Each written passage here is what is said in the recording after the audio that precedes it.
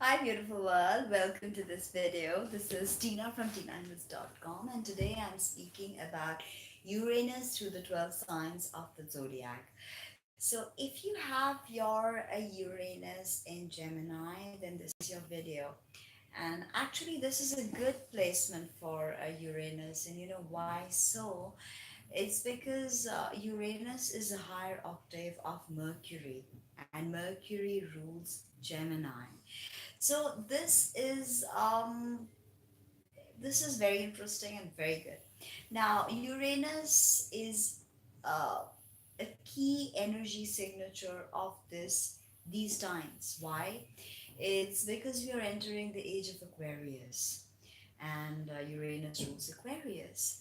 Now, this internet video content that I'm creating for you right now, this is Uranian in nature, okay? To sum up the ethos of Uranus, let me give you a little quote. This is from the French intellectual and existential philosopher Albert Camus, and it goes like this: rebellion cannot exist without a strange form of love.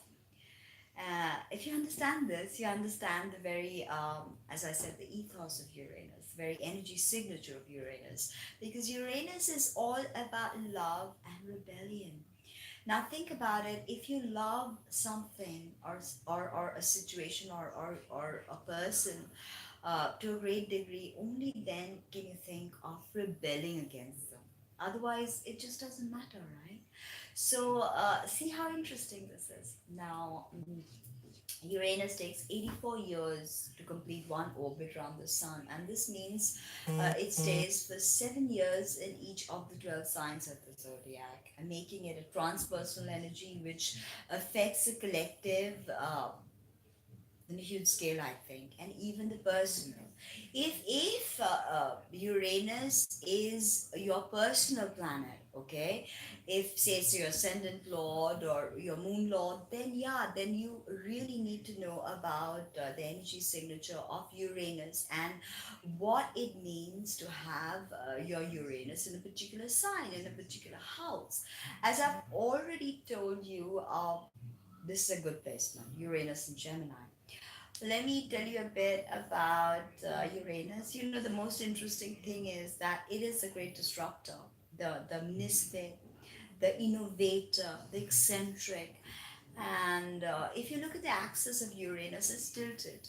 Immediately, you get the notion that okay, this planet is not like the other planets in the solar system. It's different. In the Vedic system, I think Uranus may be linked to Varuna because uh, they have this kind of coalescing energy, and uh, if you look at the name, it's not Roman, it's Greek, okay, and that's so interesting. It comes from Uranus, or the god of the skies, okay, and if you look at this, the myth of Lakshmi, which is Varuna's daughter, coming out of the ocean of milk, it kind of reminds us of the myth of Aphrodite.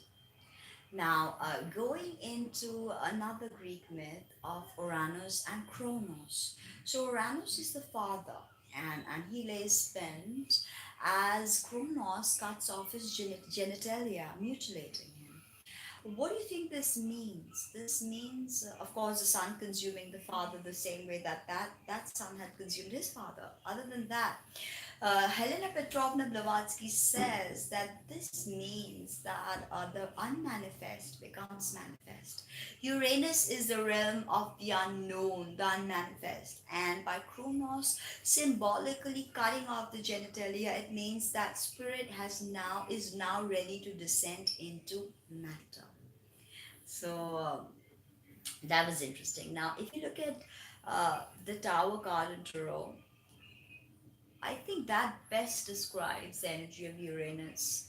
And immediately after that, you have the Star card, which is the card of Aquarius, which is all about healing, receiving, giving,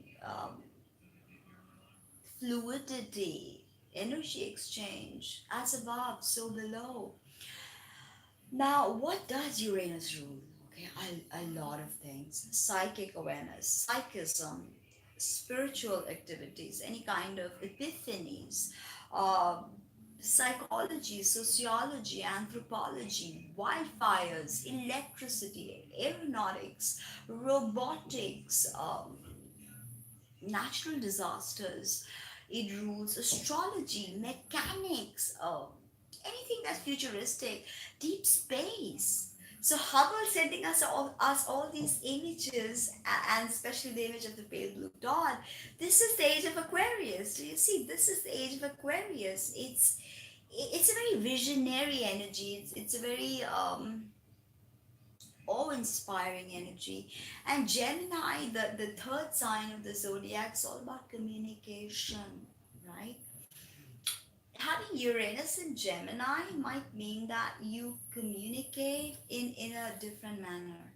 Okay, that is, you are precise, you are out of the ordinary. And I wouldn't just say precise, maybe it was an incorrect word, because with Uranus, it's never precision that matters really. It's more the out of the blue, uh, crazy, abrupt, disruptive energy. So maybe precise was not correct. It's this energy of communication is going to be disruptive.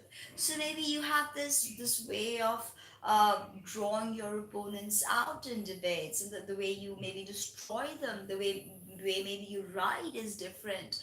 Uh, the way maybe you express yourself, your thought processes. Okay, you this could help you actually move from place to place, because Gemini has also got to do with travel, and Uranus, likes to explore anything that is not ordinary. Okay, so this can be good, because you can get a lot out there, and you can put a lot out there with this energy, because at the end of the day, remember, Uranus is about spiritual awareness, spiritual awakening, like the lightning that it rules.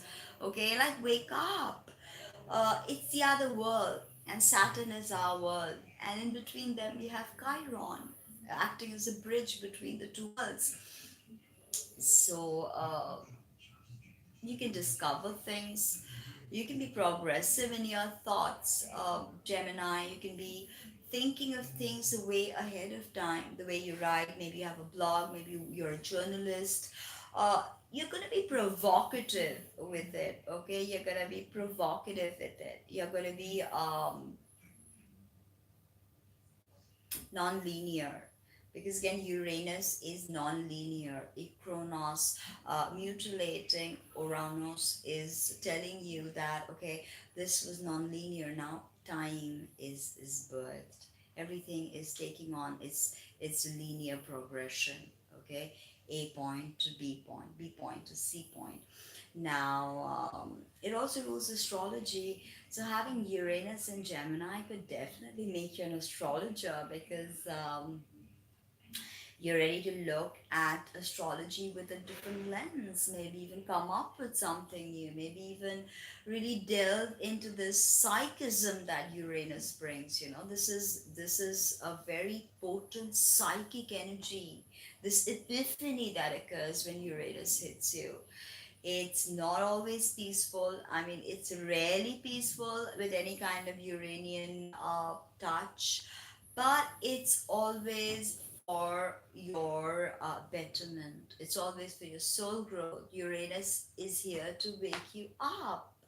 And in Gemini, it's about to wake you up about communication and maybe the way you think. Maybe having certain experiences, your thought processes change, and the way you want to communicate about them changes. You're quick, you are definitely into tech, because Uranus is into tech, and if Gemini can keep their wits about them for long enough, they are interested in anything that has communication. So You could be so many things. Think about anything that is mercurial. Remember, Gemini is ruled by Mercury, and as I've already mentioned, Uranus is a higher octave of Mercury. So this is like taking your communication skills to the very next level. You could do psychic work. Uranus and Gemini. You could be into tarot. You could be into runes. You could be into psychic writing, automatic writing. Mm, so many things. Okay, so use this energy of Uranus and Gemini and communicate without fear, without Uranus is fearless, by the way. It fears nothing. It's such a such an abrupt, electrifying energy that there's really not much we can say and contextualize.